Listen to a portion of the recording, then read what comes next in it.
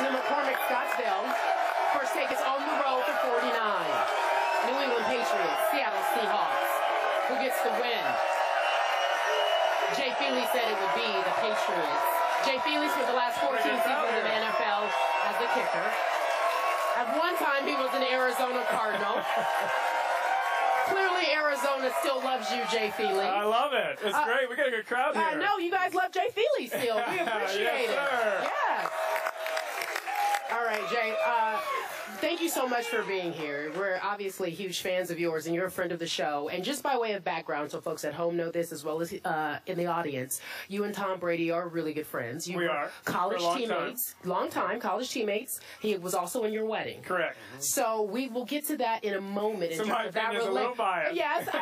So we'll get to that in a moment. But tell us why you think they were going to win the Super Bowl. Well, why the Patriots are going to win the Super Bowl. They match up well. And I think they match up well in the sense that Bill Belichick wants to take away what you do best. I think he's going to stack the line. They're going to try to take away Marshawn Lynch. They're going to make Russell Wilson beat him. If you looked at that game in the NFC Championship, he struggled. He struggled throwing the ball. Now, I give him credit because he had a lot of fortitude, Stephen A. When he played maybe his worst game as a pro, and he came back and had some of the best throws that he's ever made as a pro at the end of that game in an overtime. But when you force Russell Wilson to beat you throwing the ball, and you're throwing at Darrelle Revis, and you're throwing at Browner in this secondary that's much improved, I think that favors that New England team. Offensively, they're going to test the Legion of Boom. They're not going to be scared of him. They're not going to go away from Richard Sherman. I love him. And I think he's a great quarterback, but Brady's going to go after him. He's going to go after those cornerbacks, and he's going to see if they can cover those receivers, and they're going to spread them out. And you look at Gronkowski, who do they have that can cover Gronkowski? Who do they have that's going to stay with him?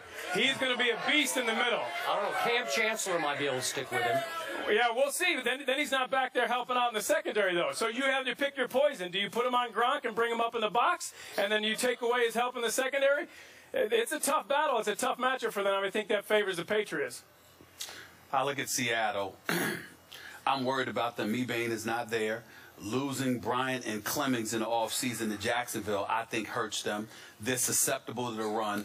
I don't think the passing game is going to beat Seattle if that's how New England's going to do it. I think in order for New England to win this game, LeGarrette Blount and, dare I say, Jonas Gray, who was in the doghouse and has been in the doghouse, you got to pull him off the scrap heap and put him in there and run that football. In order for New England to win this game, as far as I'm concerned, they're going to have to produce a running game in order to do it. I don't know whether they're going to be able to or not, but I've seen other teams run against Seattle this year. I do think it's possible. And I just look at Seattle right now. The only thing that I would say about it, and again, I'm not making my pick until Friday because I really haven't decided. But when I look at Seattle, I really haven't, because it's that much of a pick 'em to me. But when I think about Seattle, and I think about the Legion of Boom, and I think about that defense, what I love about Seattle is they've got some rough riders, man. They've got guys. What I mean by that is that it's one thing to have the skill set, but football, more than anything else, emotion will work against you in a boxing match. Emotions could work against you in a basketball match. Emotions for football, as long as you're disciplined enough not to get penalized for overaggression, I definitely believe that can work. And Seattle is one of those teams that have been relatively quiet. They've let the New England deal with all the noise. Everybody talking about, is this going to be a source of motivation, all of this other stuff. Seattle's like, have they forgotten who the hell the Super Bowl champions are? They got that kind of attitude. And that kind of attitude, and that last thing, that kind of attitude. Think about this. Tom Brady has lost his last 2 Super Bowls. Your boy. Here's the reason why. We can talk all of this stuff about whatever, Gronkowski, Amendola, Edelman, back in the day, Wes Welker. When you make Tom Brady tap dance, because you put the pressure on him, nothing else matters. And if Seattle gets to Tom Brady, forget all of it. I think it's going to be a close, low-scoring game. I don't think it's going to be a high-scoring Super Bowl. But what Seattle lost in the offseason, they lost the presence at the receiver position. When they lost Percy Harvin when they traded him, and when they lost Golden Tate. I talked about it with Golden Tate when we played him late in the season, how much Seattle missed him, how great a year he had in Detroit, and how much they missed a guy like that. They don't have anybody that scares you as a in the receiving corps. They have nobody that can take Doug Baldwin. He's a good receiver, and they have pieces. They have people that can make plays. They have no one who can scare you. Only one thing I want to add before we go to Skip. I spoke to Seattle when they beat Philadelphia. And one of the things they kept mentioning in the locker room afterwards, we know Percy Harvin's a devastating loss. We know Golden Tate's a devastating loss. But what people don't realize is that their absence fit for us because it got us back to our identity. We want to sit there, let the defense lead the way, ground and pound you with Marshawn Lynch, beat you up. So when the fourth quarter arrives, you want no parts of us. These are the things that they were saying. And based on what I saw the last 9, 10 weeks of the season, that's exactly what they've done. So, Mr. Smith, I'm very happy that you touched upon the fact that over the years you have been quick to point out that when Tom Brady is pressured, he tap dances like the late, great Gregory Hines tap dance. Yeah, I can vouch he can't dance. We've seen it on video, too. We've seen it in Brazil, right? I'm not going to back away. I said it on national television, and damn it, I meant it. So does that mean that you're already on Monday of Super Bowl week leaning in the direction of the Rough Riders that are the Seattle Seahawks? No, it does not. Okay, I just wanted to get that straight. Okay. So I think let's talk about Tom Brady and his character. Drew Bledsoe leaped to the defense. I don't know if you saw these quotes on Saturday on Boston.com. Drew Bledsoe obviously was Tom Brady's teammate. Drew Bledsoe lost his job to Tom Brady in 2001 in the fateful Mo Lewis game when Mo Lewis hit Drew in the chest. Caved in his chest, yes, he did. And Drew Bledsoe said, look, it was tough losing my job to that man, but he has, and I'm paraphrasing here, impeccable character, and I am sick and tired, said Drew Bledsoe, of hearing Tom Brady called a liar and a cheater. Now, obviously, I'm preaching a little bit to your choir here, but you do know this man, and I know a lot of people, including you, who do know this man. I've never heard a bad word about Tom Brady when it comes to his character. Am I accurate with that? 100%. I mean, this is a man that has impeccable integrity. This is a guy who is very genuine. One of the most genuine men I know. You know, a guy who will share his feelings. And sometimes it doesn't come across great in the public specter. Sometimes people look at him and they think that he's fake. They think he can't be that good. He can't be that nice. That's who he is. And I know that this whole episode has really hurt him personally. That he takes it to heart. You know, and this whole week has been a trying week because his character has been assassinated. People want to say that it hasn't been. They have pointed the finger at him and said he had to be complicit because they're the balls that he uses, and he would not allow an equipment manager or a coach or somebody to do something with the balls if he didn't want them to do it. And the NFL is as much culpable as anybody, and you were dead on with what you said, because they could have solved this 15 years ago when they changed the rule of the K-balls for kicking because kickers were taking the balls. They were putting them in ovens. They were putting them in microwaves. They were putting them in saunas. Yeah. They were doing all kinds of stuff to balls.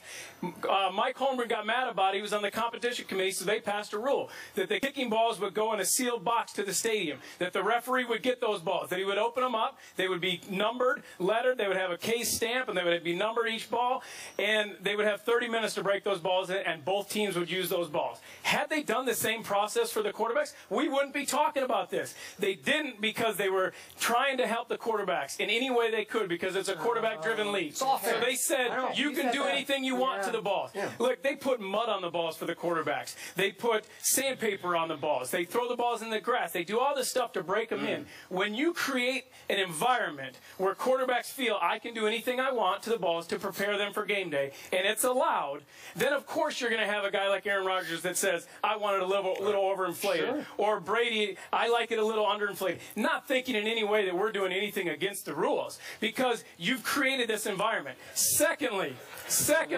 okay, the NFL could have just called the Patriots and said, hey, we think you're doing something with the balls. Don't do that anymore. Yeah. Instead, they didn't. Much like when you had all the stuff that went down with the steroids, and they could have called the NFL players and said, "Hey, we know that this supplement is tainted. Okay, we don't want you to take it." Instead, they didn't. They set back, they laid a trap, and then we had a prolonged period with all the Minnesota Vikings players when you had this supplement that was tainted that you knew about, and you let players take it. That's exactly what they did to the New England Patriots. They sat back, and they waited and tried to catch them at halftime of this game instead of stepping up and just saying, hey, don't do it anymore. You're floating on the line of it being on integrity, and we don't like it. Jay, feel it? Yes, Stephen A. Skip it. It's a nice long soliloquy. I'm glad you did it. I thought it was beautiful. I thought It was wonderful. beautiful. It was absolutely marvelous. Electable. Electable. That's great. Okay. Electable. I'm not running. That's right. Well, whatever. Here's the deal. Here's the deal. I respect where both of y'all are coming from. I feel the same way that you do about Tom Brady. Maybe not you, because that's your boy, but same way you do. You understand? Profound respect for Tom Brady. With all due respect, that's not the point. And the reason why that's not the point is this.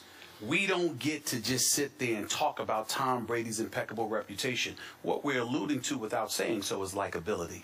Tom Brady is liked. Now, you might have Patriot haters because they hate on the Patriots, but there's no way to deny the level of greatness he's exhibited and what an ambassador for the game of football that he has been. So as a result of it, we sit here and we look at Tom Brady and we say, well, this is not fair. Well, actually, it is fair. I think it's wrong, but at the same time, believe it or not, fair. Because what he's going through is what anybody would go through in his position. He's the quarterback. He's the one that touches the football more than anybody. So simply asking the question is not character assassination. Now, if you want to sit there and say to me that somebody is wrong for saying Tom Brady is guilty, he cheated, you're right. That's wrong. That's going to, and they're up here. Those people are wrong. But they're not wrong if they're simply saying, don't tell us he knew nothing and he's completely innocent in all of this when he's the one touching the football more than anybody. From a logical perspective, everything that you pointed out, and you pointed to the fault of the NFL being the case,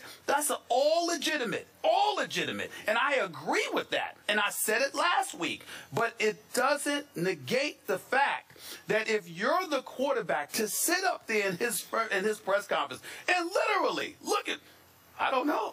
I don't know.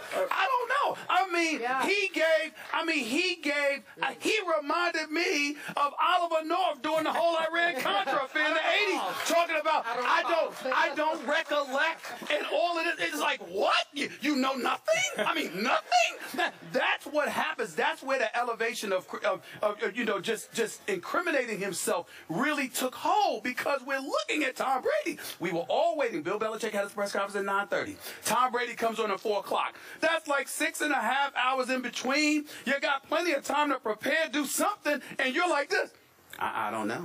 They even asked him. They even said to Tom Brady, do you think you're a cheater? I think that was the word. Yeah, you know what he said? I don't think so. What do you mean you don't think so? I don't think so. Did that come across poorly? Yeah, but that's what I'm saying. That's all I'm saying. Yeah. Nothing more than that. Nothing more than that, Jay. Nothing more than that. Jay, piggyback off of his, you know him. So what did you think when you saw him up there on that stage? As Stephen A. is describing, it came across very unbelievable and uncomfortable. We texted before he went through that press conference and talking about how important it was, because I knew that this press conference was going to define partially his reputation going forward, and that was going to be attached to him. So I can blame you. If you want, I'll take the blame. I'm okay with that. I'm just playing with you. He was unequivocal though, in saying, I didn't tell anybody to do anything with the balls. I didn't do anything with the balls myself. Beyond that, I can't say anything. I don't know. He doesn't want to get into the details of it because he doesn't want to incriminate anybody else if something did happen. And that's why I think he just said, I don't know. Okay, that's fair. That's fair. The reality is, Stephen A., he's a guy that I've never seen cheat. He's a guy, I mean, on the golf course, in life, in his personal life, I've never seen him take shortcuts. I've seen him be an incredibly hard worker, incredibly competitive, but with incredible integrity. And I can believe that. That needs to be brought up and talked about. And you're right, but we're not playing. The average Joe ain't playing golf with him. They ain't hanging with him. They don't know him. That's why somebody who does needs to talk about that. So when you go before the camera, forget it ain't Tom Brady fault. I'll blame you, okay? I'll blame you. Because I'm sitting there like this. You've got to sit there and say something other. Okay. I don't know. Okay. All right, go one other quick direction. There is another side to Tom Brady that we do get to see on the football field. I call it the Psycho Tom side, because when he goes over the edge into competitive madness, like I love craziness, I do too.